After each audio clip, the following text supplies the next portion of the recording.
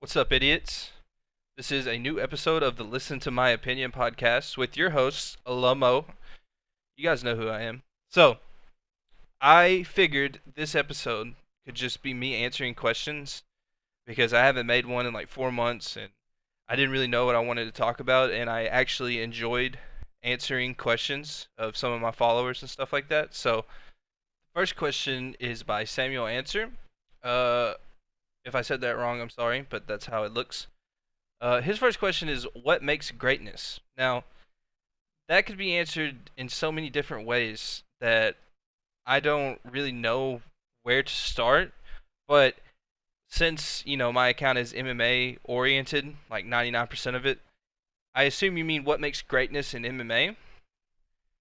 And for me, greatness in MMA is one, your skill set has to be very high level. Now, you don't have to be on par with some of the people that might have, truly legendary skill sets and stuff like that, but you, at least relative to your division, you need to have a great skill set. You also need to be reasonably athletic. And I am trying to think of fighters who were like exceptionally skilled that weren't also great athletes, because I feel like being a great athlete increases your skill set naturally. As weird as that is, because, being an athlete and having a skill set are two totally different things. But I do think that they can kind of cross over a bit when you're discussing the actual highest levels of the sport.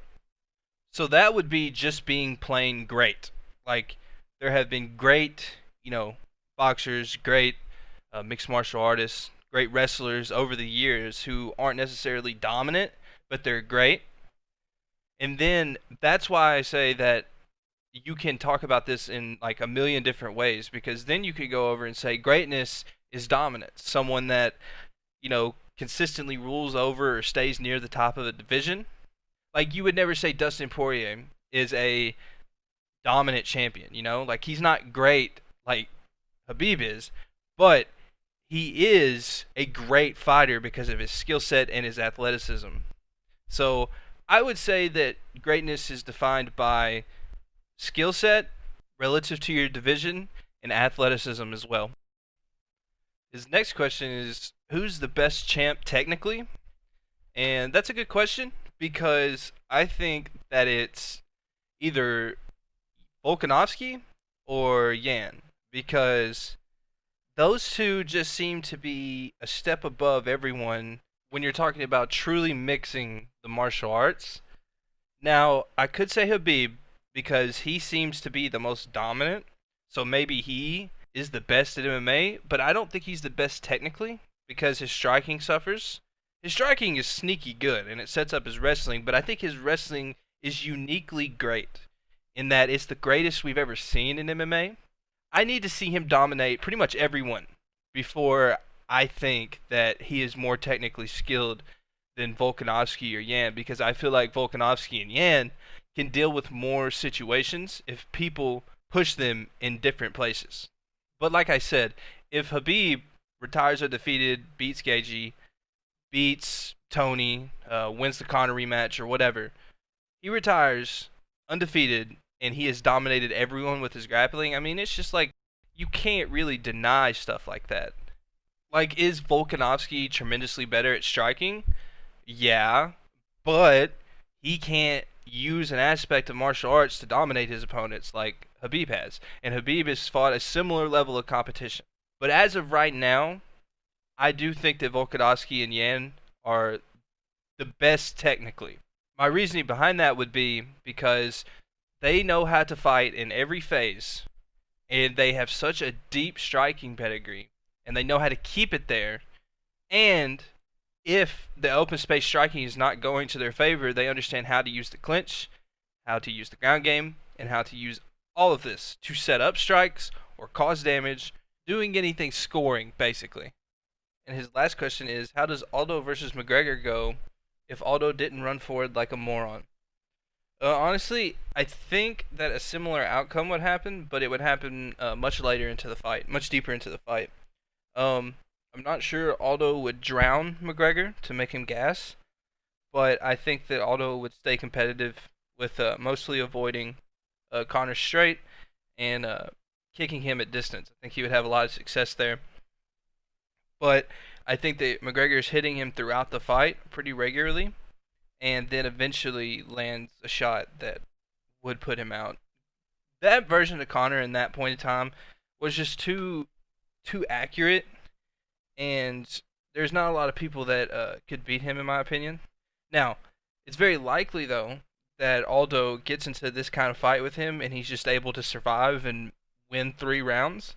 I could see that happening, but in all likelihood, I do think that Conor would have answers for Jose's game. Next question is from Razabal RT. He wants a Ferguson Poirier breakdown. Now, as a general outline of how that's going to go, I mean, you would think that Tony's going to try to put a pace, and Dustin is going to crack him very, very hard for trying to do so. Now, the damage Tony took against Gaethje was very severe. It's a great quality to be able to do that. It speaks to how tough he is and how hard he is to put away. But it also shortens careers. We've seen it a lot. People who take damage like that are never the same fighter. Even things as minor as like Alexander Gustafsson, whenever he got knocked out by Rumble, he takes that and then he goes through an extended war with Daniel Cormier. And, I mean, those 2 fights right there just aged him like 10 years. And he's just never the same fighter after taking all that damage. But something like that Tony took is arguably worse because he's constantly getting countered. He's constantly taking many concussions. And that's what screws a lot of people up in American football is the linemen are constantly in these mini collisions. And those mini concussions fuck your brain up with CTE. So, I'm really hoping that I'm wrong.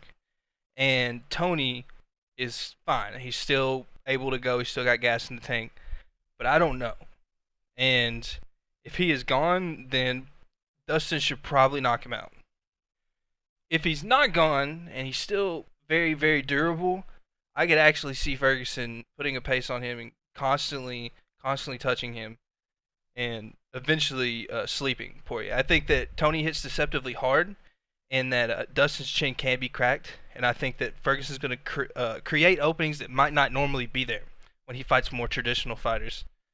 And Ferguson just absorbs everything, But besides that, I think I'll go with Ferguson being slightly degraded just because it was that bad of a beating.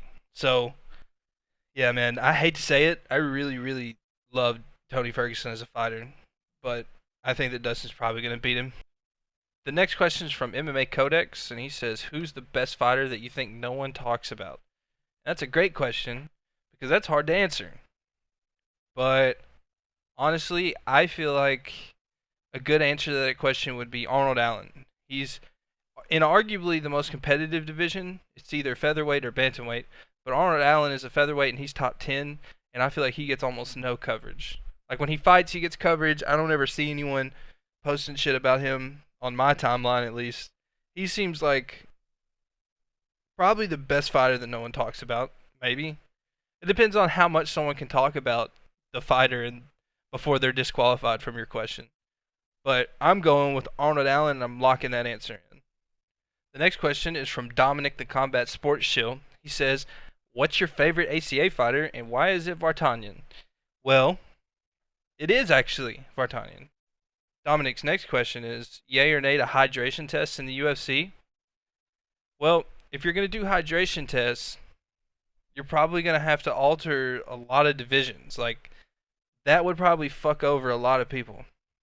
But I think that change is necessary for the progress of the sport to make it safer.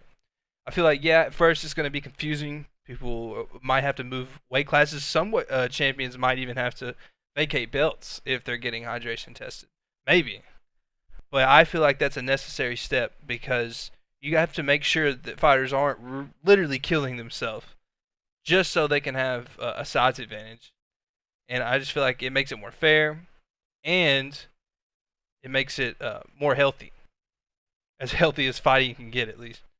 And I feel like we should always strive for that goal. So, yeah, I see two positives. I don't really see any negatives besides the initial confusion that we can objectively get over. So, yeah, I support hydration testing for sure. Next question is from the best analyst in the game, makes the best videos. He's like an artist and an analyst, which is really sick. Downward Elbow. He asks, current state of the flyweight division and Fig and Cody. Okay, well, I think that the flyweight division is doing what the bantamweight division did when it booked Yan versus Aldo. Just doing whatever will sell the most because they just want to maximize their profits and also pay their fighters like shit. But the current state of the flyweight division in actuality is fine. It's got a normal top 15. There's some clear contenders in the top 10, top 5, and they're having competitive fights, and there's a number one contender in my opinion, Brandon Moreno, but I am biased. Alex Perez, they're scheduled to fight now because of Fig and Cody, which really sucks, but I think that the flyweight division's fine, personally, like as a division. Now, if Cody beats Fig, then, well, that kind of ruins a lot of things, especially if Cody's not willing to commit to stay to flyweight. That would just be complete horseshit. But I think that Fig's going to get it done, for sure. Next question is from Teep Kick. He says, can you talk about your thought on Sandhagen versus Moraes, and if the winner of that should get a title shot? And Dominic chimed in with maybe also who the loser should fight. Alright, I'll answer both. I think Sandhagen-Moraes is a very interesting striking match, but I have a lot of faith in Corey Sandhagen. I think the way Aldo beat him was super impressive, but I think that is for a grappler like Aldo, that would be a way that he could win like that. I don't really know if anyone's going to be able to fuck with Sandhagen on the feet, just because I really like people who jab and people who hook off the jab, and Sandhagen has a committed body attack. He can scramble good enough for being at the top of the division. It's just that Sterling was very, very smart with how he approached it. Like, it was just an ace, really. That performance was just gold standard. And I don't feel like that's going to be replicated too often on Corey Sandhagen. So I really do think that Sandhagen will beat Moraes. Moraes is obviously going to land some shit and kick the shit out of him. But I think that overall Sandhagen can adapt and win the fight. And the loser should probably fight Frankie Edgar. He's coming off the win to Pedro. And if Moraes loses to Sandhagen, like I think he will, then Frankie Edgar would be a logical fight, I think. I mean, that seems like it. Like, that could be Edgar's fight to the title, or one more fight after that for Edgar, if he wants a hard road. The next question is from Jason Deal. Deal with it. The absolute destruction a returning Rumble could bring to the Johnny Walkers of the division, Thiago Santos, and before something stupid happens and he gets rear naked choked by Smith. That is a very sad reality that you have just pointed out here.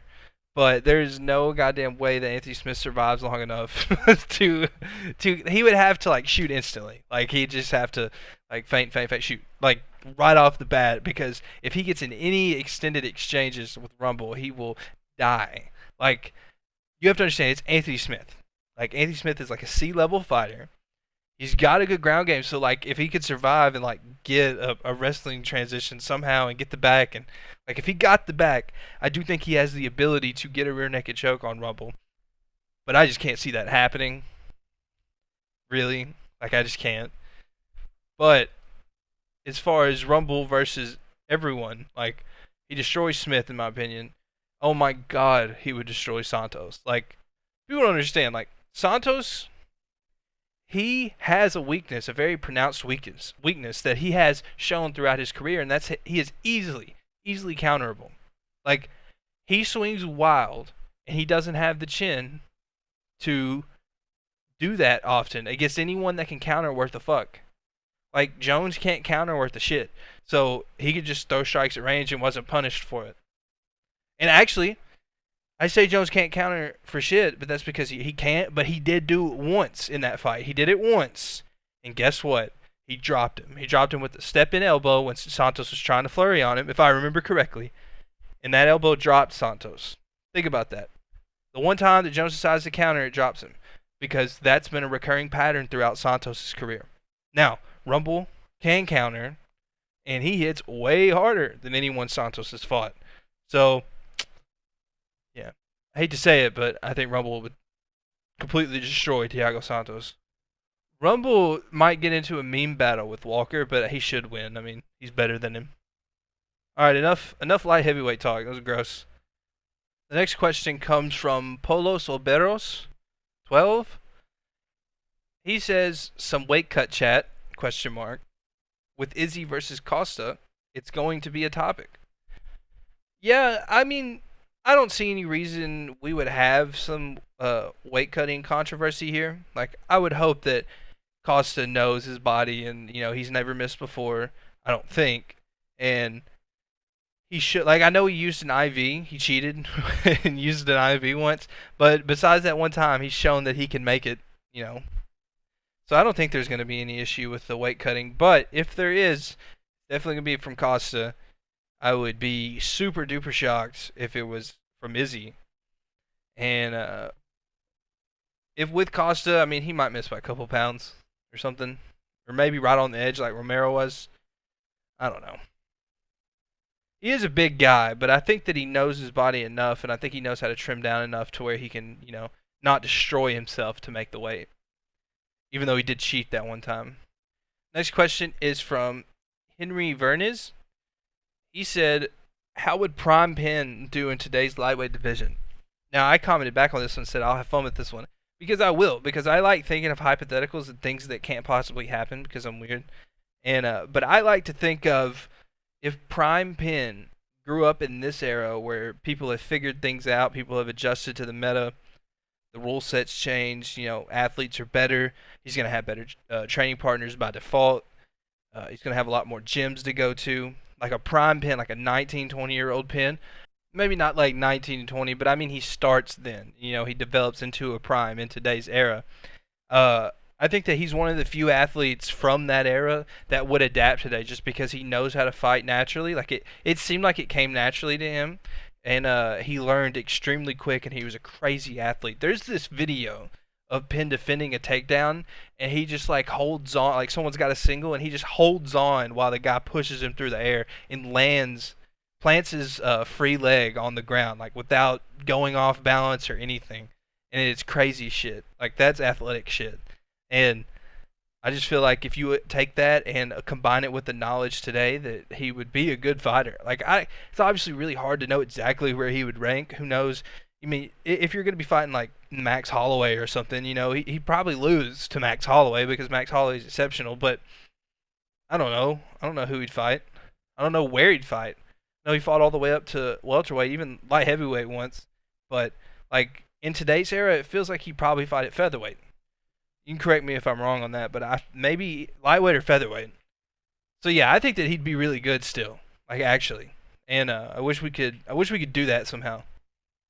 The next question is from Marty Snoozman, Kamaru Usman's left eye. High Nate versus Sober Nate. I asked him, what does this actually mean though? Or what does this mean actually though? Just placed it differently. And he couldn't really explain it, but I'll try to answer it and what I think it means. I think that Sober Nate wins because I feel like High Nate is something that he does in his free time, and I don't know if he'd be as focused if he were stoned. Like, we all know the story of his brother, tapping out Gomi with a Gogo Plata, but I don't know if that would apply to Nate. I feel like he might be more focused if he were sober. So I'm going to go with Sober Nate. The last one is from Goonership, the Arsenal. He wanted an Izzy versus Costa preview. I've already done that. Go check the previous episodes. I forget which one, but I don't have many, so just look, and it says it in the title, Izzy versus Costa preview. It's like why Izzy beats Costa or something, or destroys him or whatever. And then he also asked, recap the recent title fights from UFC 251 and 252. I can easily do that. Now, starting with UFC 251, Petr Yan and Jose Aldo. I have a follower who I also follow on Twitter, Dan Albert. He is a great analyst, and he wrote about this fight. I recommend all of you going to look at his article because it's really good. and he basically describes the fight in much more technical detail than I'm going to, but it has the same overall message that I want to get across, and that it's a fantastic fight, and Aldo is fighting at such a high level so late into his career that it's honestly incredible. Like, Yan, I think Yan edged him because he's younger and he has more in the tank, and I think that it was a very closely contested fight, very high level fight, and one of the best fights of the year. And it's even cooler because right after it, we had an arguably better fight in some people's eyes. Volkanovski and Holloway. We saw Volkanovski pushed in a way that we honestly haven't seen too much. Max Holloway came out with a completely new strategy. I call him kicking Max because anytime Max Holloway remembers that he can kick, his entire arsenal opens up, and it gave Volkanovski fits and made him do what real champs do and find a way to win, adjust in the middle of the fight, and steal rounds and win. He literally came out there, especially in the later rounds, and just kind of took over the fight. And the fact that Alexander was able to rally so late can give him the decision. I've heard really good arguments for both sides. And then the main event for UFC 251, Kamaru Usman and Jorge Masvidal. I mean, there's really not a lot to say. Usman's just too strong in the clinch, and he never fucking gets tired. He never fucking gets tired. And that's the big thing, is that he can... I honestly believe that Kamaru Usman could hold on to someone for 10 rounds. Like, I really, really do. But the thing about it is that he's not just holding on. Like, that sounds dismissive when I just put it that way, so let me give him some credit. He is holding on, but he's also toe stomping. He's also hitting the body with hooks, which I know fucking suck. Like, those hooks that Kamaru's hitting you with, I see why people get tired, because those fucking suck. So he's constantly hitting you, constantly shoulder striking, foot stomp. It's not the most entertaining style. It's really not. But do what you have to do to win, and he does it at a higher level, and there's no one that can say they're better than him because of it. But with that being said, Jorge Masvidal is much better in open space. He completely outclassed Uzman any time that they had exchanges. Uzman had to resort to transitional work and stuff like that to mostly win or get any kind of good punch on Masvidal, because anytime they were in open space, it was just a wash. Like, if Kamaru Usman would have fought Jorge how he fought Colby, he would have got knocked out. Like, honestly, I really believe that, because that's how big the gap was on the feet, but it did not matter because this is MMA, and Usman did MMA things to win. Moving on to UFC 252, Stipe versus DC 3, the trilogy. And I'm just happy that my prediction came true. Stipe proved that he was a better fighter than Daniel Cormier. And that's what I said all along. DC got the heavyweight KO in the first one. Cool. DC knocked him out in the second. And then the third, Stipe just completely controlled the fight and won a clear decision over DC. Stipe did what John Jones did to DC in their first fight. Stipe did that in the trilogy. He just clearly won a decision. And Stipe won, not all, but Stipe won the open space striking. He landed more.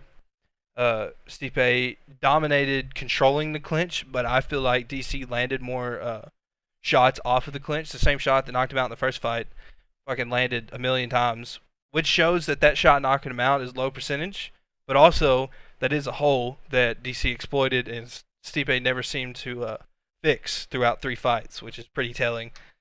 Mostly, any time that DC tied up or Stipe tied up, he completely controlled the fence. I remember one time he forearm shoved DC into the fence. Just complete disrespect. And got it done. Yeah. Stipe Miocic is a better fighter than Daniel Cormier. And if you don't like that, then you're just not willing to accept reality. And that's okay, because we're all in reality and you can stay on the outside of it. That's fine. You have your right as a human being to be delusional. But we all saw the 3 fights, and we saw who won, so, yeah. We also have lots of other video evidence of Stipe just having way better boxing fundamentals, being a similar wrestler for MMA, and, just overall being a better fighter. But if that's not good enough, if the video evidence of him showing a deeper skill set's not good enough, you can always just look at their 3 fights and see who won more of them. And that's Stipe Miocic, the greatest heavyweight of all time.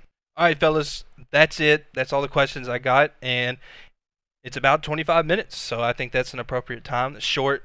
People can get through it and hopefully I answered your questions in a way that's entertaining and makes you want to listen to this more. I'll get feedback and see if I'm going to do this more. I might be working more, so I can't do it as frequently, but yeah, let me know what you think in the comments. And any questions that you might have for my next video, you can just ask in the YouTube comments, but I'll also post again on Twitter asking. So yeah, I appreciate you guys. Peace out.